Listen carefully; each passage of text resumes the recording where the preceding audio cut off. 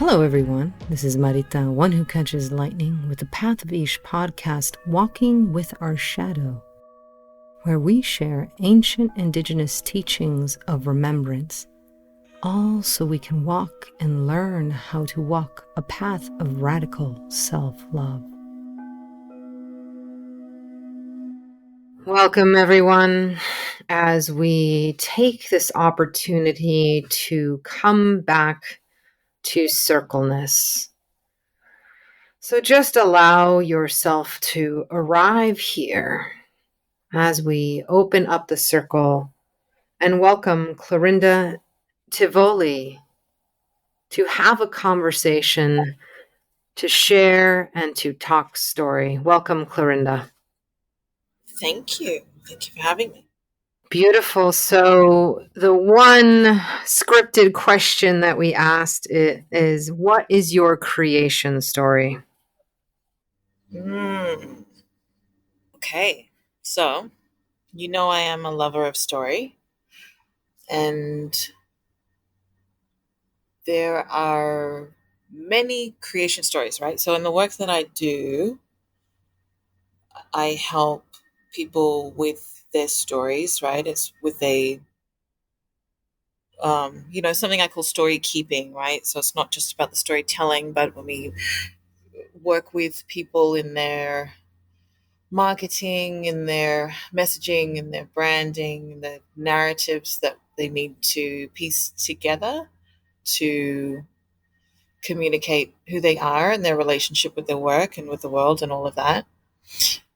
We need to have a very clear idea of how we use our story, very clear awareness of what our stories are, what we tell and what we don't tell, when we tell what stories and when we don't tell certain stories. And so there's a lot of strategy involved in that. So, when you ask what is my creation story, it's like that depends.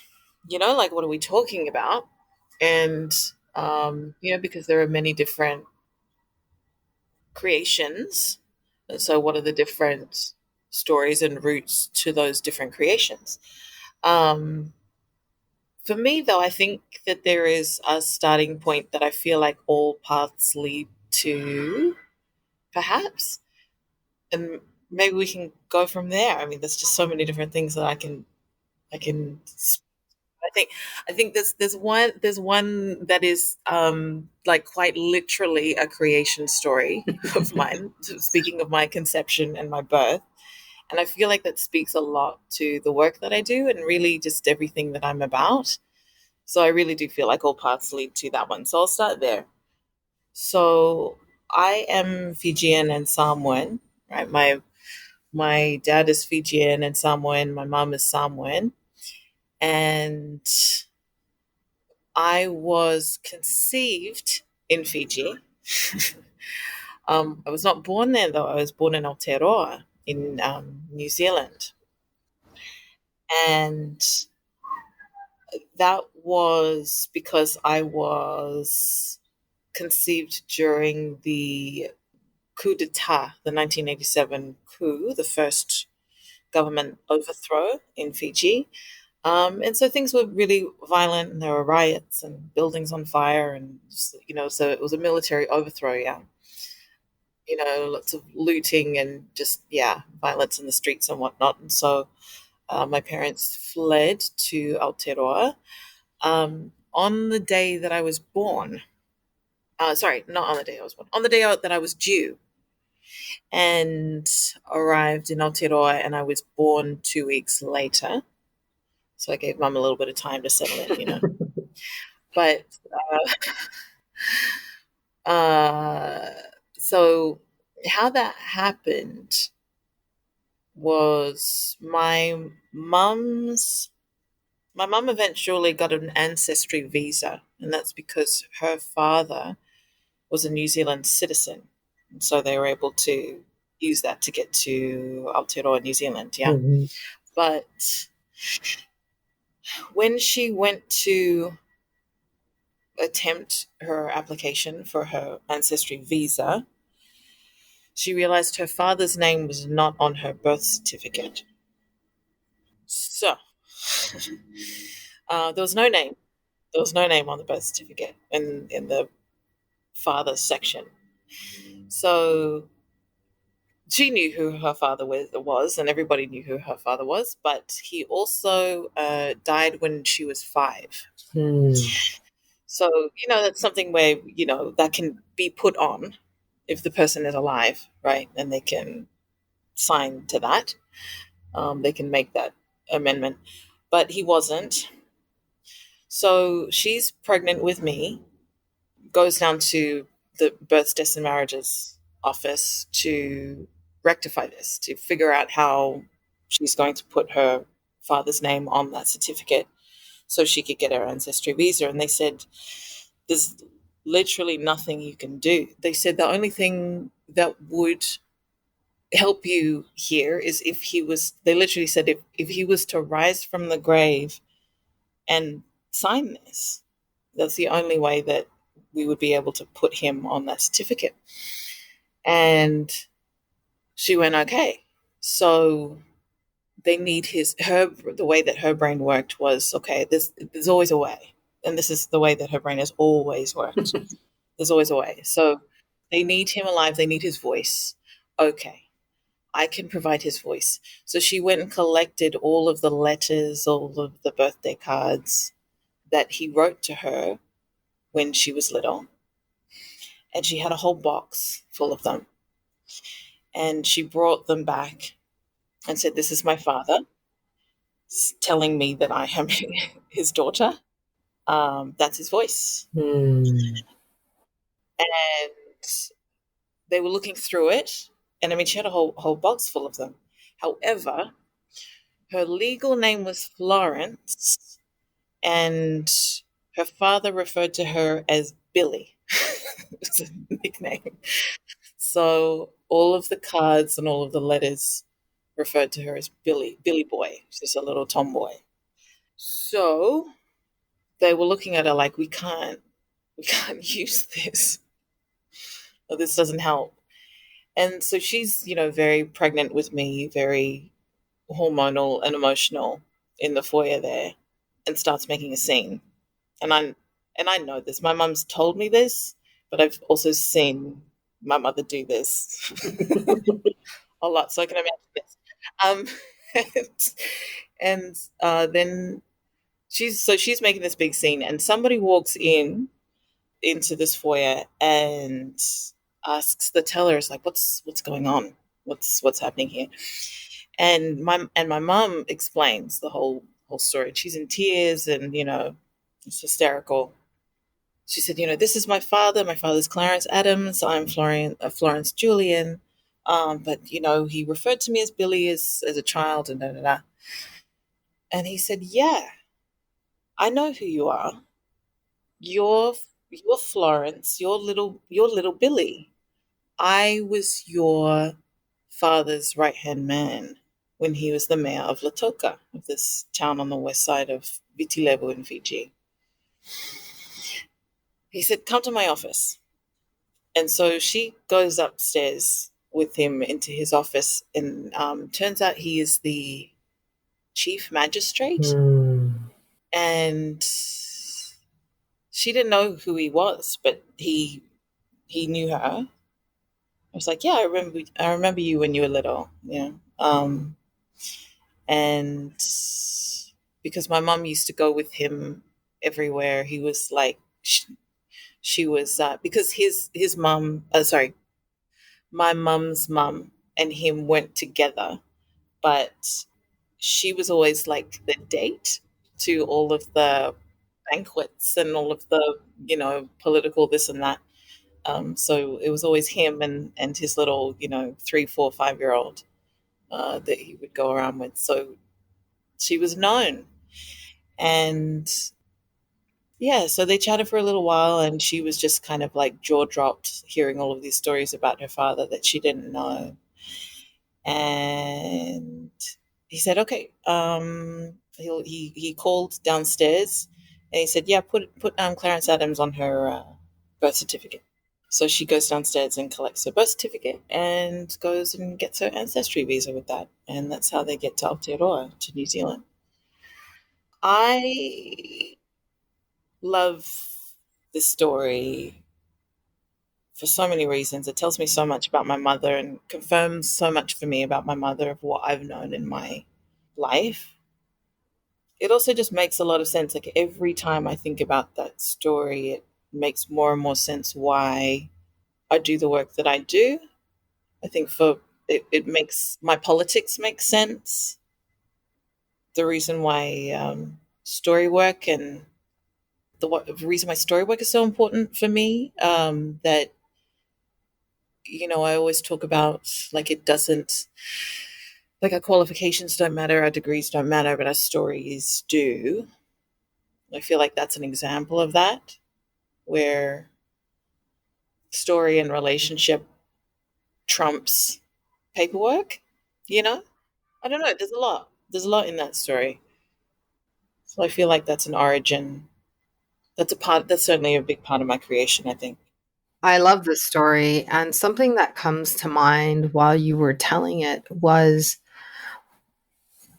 the Pacific, right?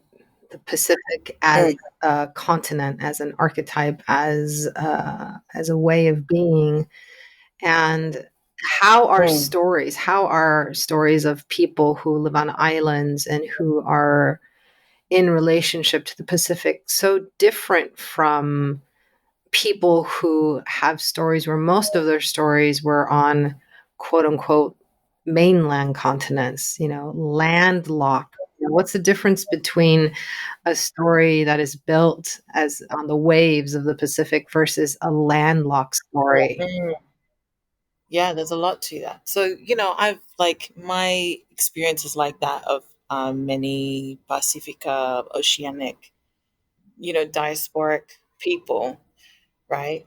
And we have this in a really big way in the Pacific where we have certain homelands. Like, I can speak to where my homelands are. I know where my father's village is. I've been there. We have our we're very privileged in that sense that we know where our ancestral lands are. We can go to them, and that's a whole thing. We know where mum and dad also go back to in Samoa. So we've got our roots in particular places, But then we grew up in different places. I grew up in Aotearoa, New Zealand, and also in Australia. Moved there later when I was 6. And, now living in Hawaii. So, I'm definitely very, from Wananuiakea, from the Great Pacific, But within that, I share a very, very the most common story of us as Polynesians and Melanesians and Micronesians, that we very often know where our roots are and know where our lands are. And also, we don't necessarily live there. Most of us don't live in the place that our lineage comes from. But to your point, it is different for us in that our traditionally going back, and this is something that's really coming about in the Pasifika Renaissance, is the fact that we're not limited to our quote unquote homeland identity by physical land. It's also ocean based in a big way, you know, and that great body of water is like a third of the world, and we used to travel across all of the time, and our royal families were related, and we had so much trade going between us, and there's so many of our stories and our mo'olelo, our kōrero, all of our history and knowledge and stories are intertwined. Our languages are so similar, and so we are of each other. We have um, lineages that are intertwined, so it's a little bit more. It's a little more complex. It's a little more interesting in terms of that diasporic. It's not just that we have these homelands over here, but now we're living over in this place over here. It's a little bit more complicated than that. Like, I'm living in Hawaii as a Polynesian, and there are roots that connect us. So, these Hawaii is not, this is not my, these are not my lands, but there's relationship, this deep, deep relationship with these lands and the lands that I come from in not just, you know, hundreds of years ago, a couple thousands of years ago, but even in recent, in the past few generations. My parents, my grandparents have come here often, and there is relationship in this place. So yeah, it is a little bit more complex. I listened to this great podcast recently, called the Moanan, which I love that identity marker, by the way, which is a new one Hmm. to be called Moanan. Um, that's kind of a new thing in the Pacific, to not being specifically Polynesian or specifically Samoan or specifically Hawaiian. It's to be Moanan, and that really speaks to our connection of the ocean being our highways, and these islands being where we are based, but we are of each other, and we're a bigger body than that. And there was a particular Tongan artist who was talking about some research that he had done around the concept of a uh, motu tapu, or tonga tapu. There are these particular islands that, this is a wee tangent, but it's rich. There are these little islands that we have in the Pacific that are mostly, they're usually in our main harbors, in very central areas. So when we would travel between each other, we would never come straight to the mainland of that island. We would come to a little island called Motutapu, or there were different, or in Fiji it was Moturiki. There are different names for it, but kind of referring to a little island or a sacred island. It would kind of, that would be the language equivalent. But these islands were like our ancient customs. Hmm. That's our kind of border patrol. That's where you come to first. So it's kind of like when the colonizers came, and they would come and along the coast of our mainland, and they'd just be shot at with arrows or whatever. Like, they were extremely violent. They're like, whoa, what's with these savages? Bro, you need to go to customs. Don't, don't come in here with that disease and bullshit. Go, like, that's like any country now, Yeah. right? You get shut down if you try to come in the wrong way. So we had those systems in place too, which I'm just loving learning about now. Anyway, I say that to the point of, like, those were in place because we traveled between each other all the time, and there was protocol as to how we did that. And I just wanted to kind of further the that ideology of, that was, we are of each other, absolutely. I love this because the more that we, as you were painting that, the imagery of that really stood out to me is, as you said, we are of each other, rooted stories, right? And Mm, that those roots are water based, that involve movement and travel, and the welcoming, right? The welcoming of a different culture to be woven.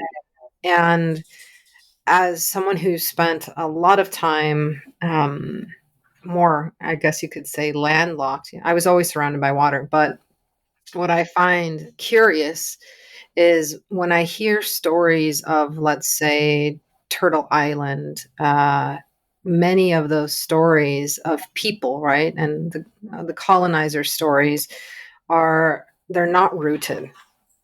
No one is of each other, mm, and yet and the mm. stories are so fragmented, but they hang on to like little bits, like, I have this information, it's mine, and it's I almost feel like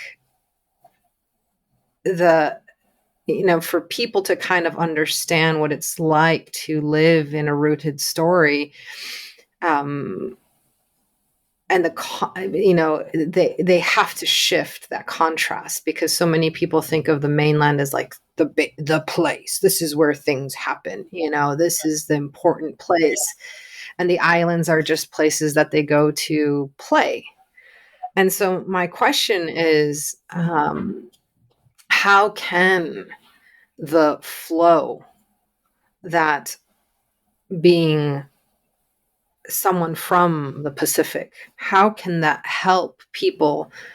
And how can it help people who are trying to rewrite stories or decolonize? How can it help those on the mainland who are so like, have such fragmented stories that they're just, I have this little piece, it's mine, it's mine, it's mine, but I belong nowhere and I am no one, but don't tell me who I am. Like, it's just like, I keep finding that the more conversations that I have, it's like, it's harder to change, right? There's no, y- they have no point of conversation where you can have a customs declaration of discussing protocol. It's just like, you cannot enter. This is mine. This is my story. I'm not changing it. I won't be moved. So I'm finding the contrasts huge and more, as as I interact more from people from all around the world, of course. But how can you, as one who helps people tend to story, what would your advice be to, mainlanders who are trying to find roots, who have no roots, right? Who are fragmented and yet are still so stuck, and not being able to have interconnectedness, interdependence. Mm. So there's a few things that come up for me. One is that I want to be careful because I know that I speak from a very privileged position. I don't know what it's like to not know where my ancestral homelands are, and I know that that's particularly special. I know I definitely know what it feels like to be disconnected, right? Like even though I know where those lands are, for most of my life I have not felt connected to them, and I've had to go out of my way in my adult life to make those connections. So I know what that disconnect feels like, and then I also know what it feels like to actually lie down on the dirt of your ancestors, you know? I know what that's like to come home in that way. And that is something that I wish for everybody, because of how I know that how that feels. And what I lean towards saying is that, and this is something that a mentor of mine told me some years ago, was, you've got to figure out whose baby is you. You know, like who are you from? And I don't think that that is so much of a genealogical paperwork kind of family tree kind of journey, although that can be extremely helpful. It can also be extremely disruptive and a awful experience. So I'm not sure that everybody necessarily wants to go down that literal genealogical pathway. You know what I mean? There are things that we can find out that are not so fun.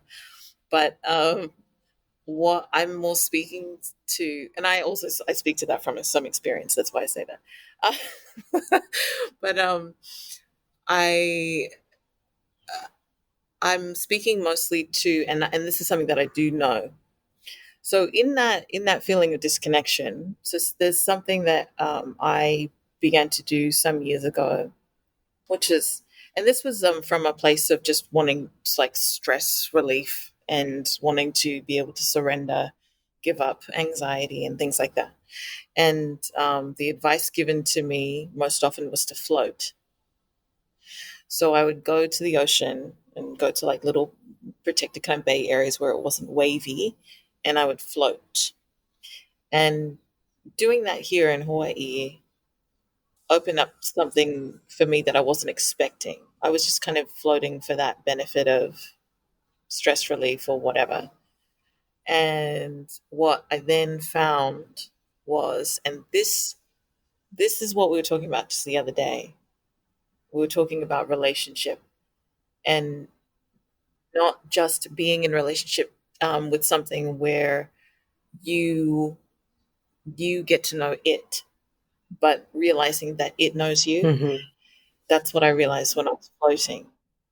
That's what it felt like a coming home when I was in the ocean. The imagery that would come to me and the feeling that I got was that I felt that the ocean was holding me like the amniotic fluid in my mother.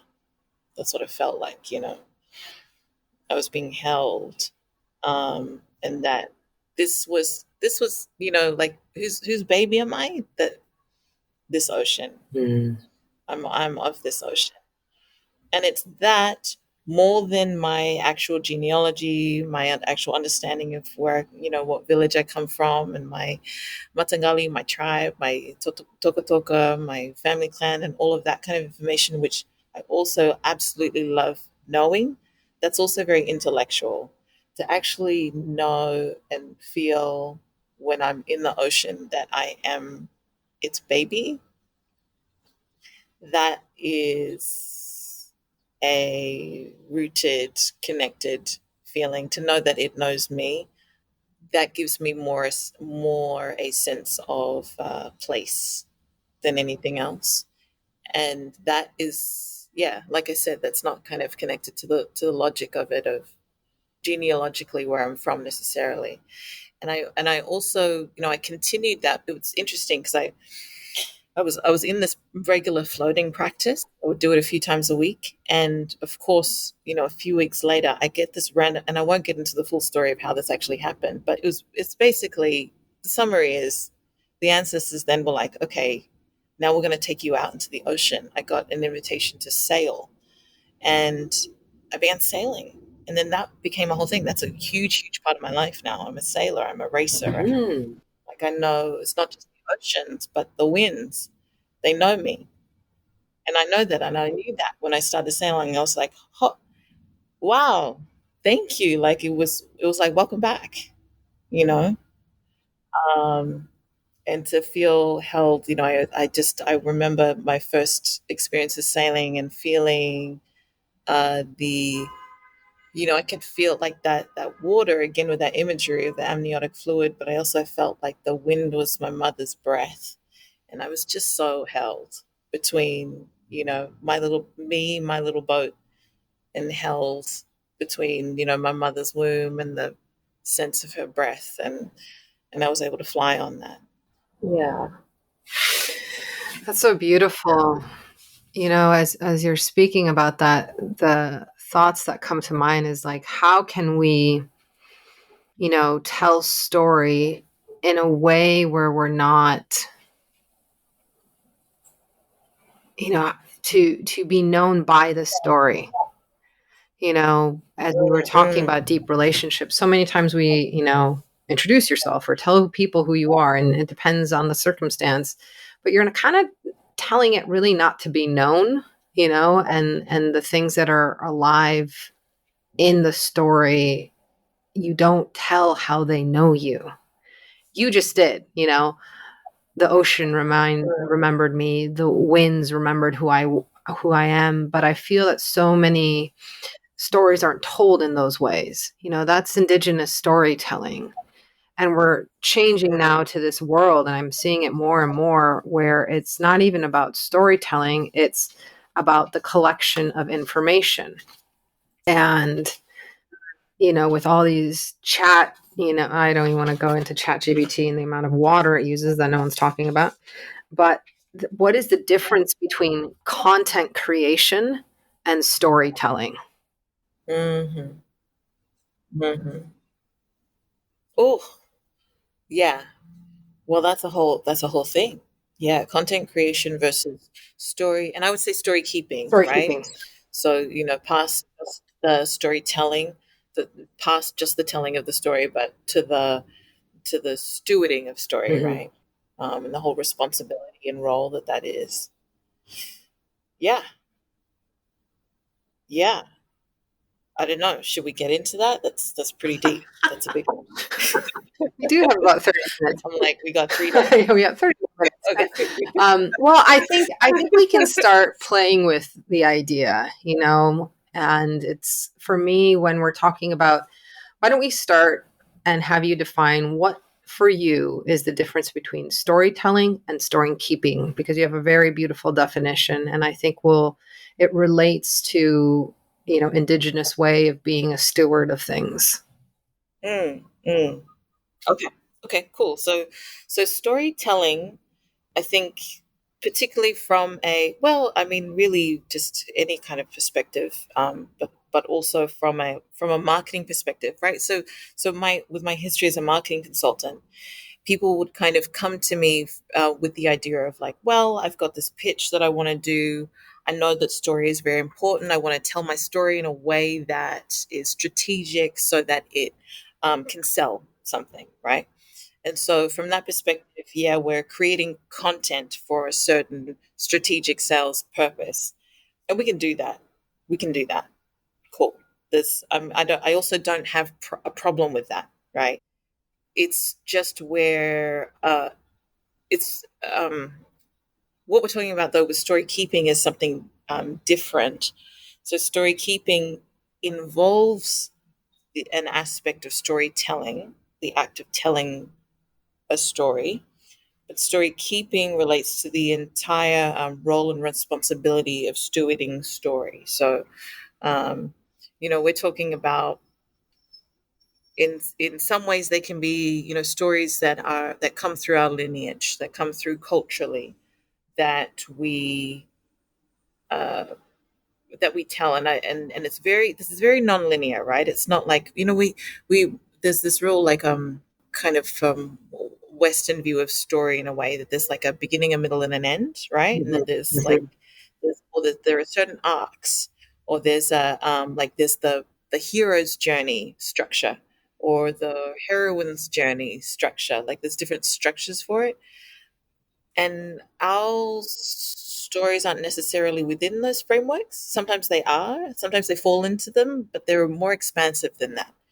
They're much more expansive than that. Sometimes it's just about relationship, like you mentioned it just there. You kind of were reflecting on my uh the ocean and the winds knowing me and remembering me. That's a story right there. That's relationship. um and that can be extrapolated out and talked about in different ways that become different kinds of stories, but just the very like base relationship and the that back and forth is a story and is an ongoing story. So it's it's more expansive than just the understanding of here's a story with a beginning, middle, and an end and a character arc or whatever. Story keeping is about the responsibility in a big way. So we have to understand that if we're going to quote unquote story tell, we have to know that we can move people, right? So we move people emotionally, and when we move people emotionally, we can move them to action. And if we're going to move people to action, that means we have influence when we tell stories. If we have influence when we tell stories, then that means we better mind what we're doing. Like we've got to be very careful about what we're doing. We've got to be really careful and very, very strategic, mindful, conscious of the stories that we're telling and how we're telling them, what the roots are of them, what is the full influence and impact of the stories that we tell. And the best way that we can be mindful and conscious of their impact is by being very thorough and mindful and conscious of the roots of our stories, of why we're telling them, of where they come from. Yeah, and then being mindful of our communities and psychology, and how stories land, how stories impact in a certain way that they get moved in certain ways, and so we need to be mindful as to how the information that we're wanting to teach, how that is being absorbed, that we're not overwhelming folks, that so we have to understand psychology in a way that we know what overwhelms, we know what is too much, we know what is too little, We understand the timing of things. We understand, it's like a concept that I talk about and I teach. It's like a whole body of work. It's called emotional momentum. So we have to understand emotional momentum, how we can move folks along. It's a timing thing. It's a rhythmic thing. It's a heartbeat thing. There's kind of musicality to it. So then, we have to be mindful of how content stories are being delivered, how much and when, so that we can get people to where we know is beneficial, and doing it from this place as well. This is a super long explanation, but it's a bit of a deep dive. So doing it from this place as well, from a story based place. This is versus using coercive sales tactics, using sense of urgency, scarcity, all those fear-based kinds of sales tactics, manipulation. This is where the understanding of story keeping is extremely helpful, because when we tell stories in a certain way with a certain understanding, knowing that information is going in a certain way and moves people emotionally and internally in certain ways, we know that we can influence people in a way that they get to come to their own decisions in an independent, informed, healthy way. And that's also, that's also a whole other thing I talk about consensual marketing, what it means to interact in marketing in a way that is consensual as opposed to manipulative and coercive and forceful and all of that. So that's where that concept of story keeping is extremely helpful in our climate now, in wanting to detox from all of that, all of those harmful tactics. So that's kind of the long way around it, I think. But yeah, content creation is just kind of it's like an unrooted, superficial curation of information, of data, of content, of stories. Whereas story keeping is a whole other psychological understanding, a historical understanding. It's a looking back, it's a looking ahead, that indigenous kind of, looking back to our ancestors, seven generations looking forward, seven generations. It's that kind of perspective in every movement and every action that we make now. That's kind of the framework for story keeping. For me, when you say that, it's, story keeping is, four directions, and then the six directions above, below. You're at all times aware of the circle, of all of the spaces, everything that's happening could happen, because you're in relation, right? You're in relation versus, kind of the content that everyone, and this is the problem, people think content is wisdom, right? Or content is intelligence. That's goal oriented. That's the line, and that's the Western world. It's a transactional, in the Western world is a transactional experience of your life. And Mm-hmm. I find it challenging to, when I have people, and I'm surrounded by this culture of transactional exchanges, for them to then want to get into story keeping instead of being the expert. It's really hard. It's really, really challenging. And, I was watching something the other day about, everything going on in the world and how some people are saying things and some people are not. And how what this person was saying is that a lot of the very popular, big people who have lots of movements, who usually have a lot of, dominance in a culture because of who they are finding it challenging to change because they have to now follow. And the people who are story keeping and are the indigenous people, the brown people, the people who are not the white, and so they don't know how to not let go of being an expert, you know Mm. and so that's why they want to listen but they don't, because they don't want to follow. So Mm. how can, or I mean, what is the one step on the bridge where we can start helping people transition, if they so choose, from that dominant, I need to know, I need to master, I need to have ChatGPT tell me everything about everything. And it's just, who's even curating that, right? Who wrote that? Who wrote all that stuff, such a singular lens into, how do you go from one dimensional space to 6 dimensions? That's talk about a shock to the system, right? And so Right. for you, as you are on that bridge of either staying with that purpose, that goal, that transactional, unrooted conversation that people want to have to sell something, right? And yet you're also teaching how to keep, right? How to listen, how to be in deep relationship. What's that? What's one or two steps, or even if it's like a little toe dip that you help people take to transition from that dominant culture of a singular line and direction into I am all my ancestors. I am the wind because the wind is my ancestors. I am the Pacific is my ancestor. It knows me, right? To be known. And I think that's also the scary thing of like to walk in an indigenous way is to be known completely, not an expert, not a TED talk, So how do we switch people from TED talking to, who are curious about indigenous story keeping? Mm, mm.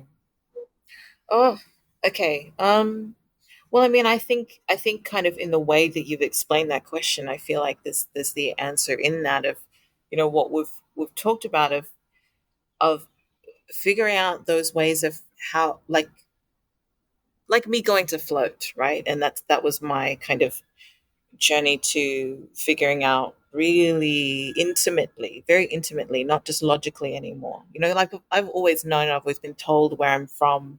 But that was in the head. It took until, only in recent years that I feel that in a really embodied way of feeling at home. It was the first time, I've been here in Hawaii for 11 years now, but it was a few years ago that I actually felt at home, and not necessarily specific to these lands, but just in my body and in who I was. I felt at home because I know who and what I am of. But just a toe dip, right? So like thinking from the person that's like, oh my gosh, I've got to get another reel out today. And I'm so sick of this like content treadmill that I'm on, and I can't think of what that next thing that it is that I'm going to say, or that next story, and I'm over it. And how do I jump out of that quote unquote content creation treadmill and step into this, like you said, 6 directions, this multi dimensional relational existence? I feel like a toe dip, maybe from that place, is uh, honestly just to rest, take a nap, slow down. I feel like that's the toe dip. I don't know. I don't know. What do you think about that? I feel like that would be just that little step into it. Because, I can't, it's a thing of like, I can't tell somebody else how they might experience or find out who and what they belong to, who and what they are of. For me, it's very ocean based, but for someone else, that might be on the wind. That might be just the certain shade of green on certain plants that visually speak to them of them being known. I don't know what that is for everyone individually, right? But you have to first like come off the treadmill first, right? So I feel like stepping off means to rest. It just in the small ways, like, which is really surrender. And honestly, I think that was the big practice for me those years ago that got me into floating, was knowing that I need to surrender. And floating is such a wonderful way to do that, because physically, in all ways, you give everything up, you know. You kind of have to float. And so, yeah, that getting caught up in that place of like, oh, I've got the next thing, I've got the next thing, filling up our task lists and our to-dos and all of that, and really being on, particularly with people that I work with as entrepreneurs, right? Just being on this entrepreneurial treadmill, it's never ending. And it's never ending because we always know what the next thing is. We always have another thing that we're working on. And the projects don't end. As soon as a project ends, we know we've got another one lined up. It's nonstop. And there's always more that we can do. Even when we do a project, we're like, wow, I could have done this, I could have done that. So, it's endless. So I feel like the moments of quiet, the very intentional rest, not the anxiety rest, not the like, okay, fine, I'm not going to do it, but then I'm going to sit here for 2 hours in anxiety. Not that, like the actual, like giving it up. And that's where surrender, I think, is so important. Being able to surrender it could be as simple as surrendering the idea that I don't need to create 3 reels this week, or I don't need to, whatever my content creation plan is for social media, I can surrender that for 2 weeks. I don't have to. I unsubscribe from that notion. I feel like that might be a toe dip. I don't know. What do you think? My reflection was, that toe dip, right, is that toe dip into the ocean is also that first moment when you recognize that you have an ocean inside of you.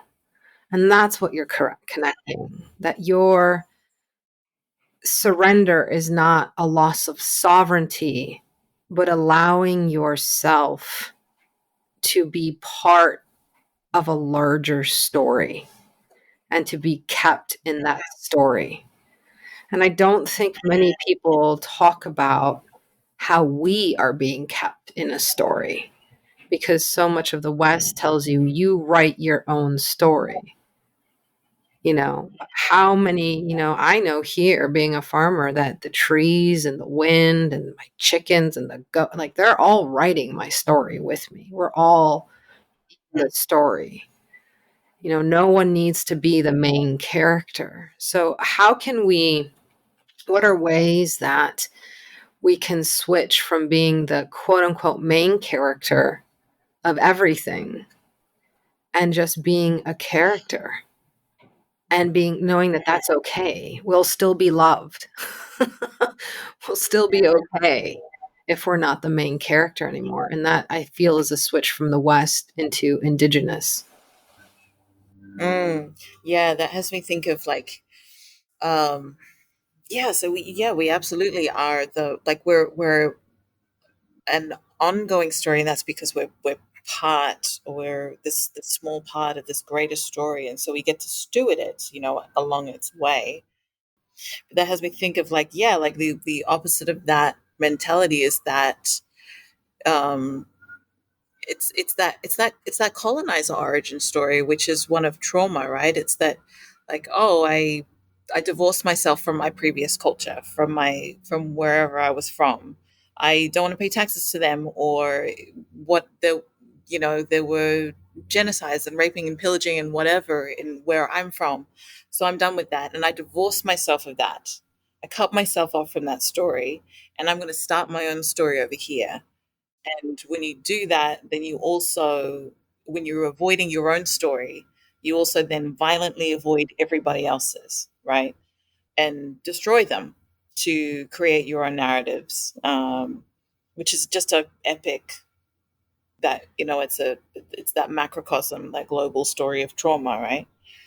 So healing from that, right, would be to, like you said, come from that understanding of that we have roots, acknowledging the greatest story that we're a part of, which for some of us is difficult, right? For some of us, it's difficult to hold where we come from, what we come from, what that may feel like, that mean,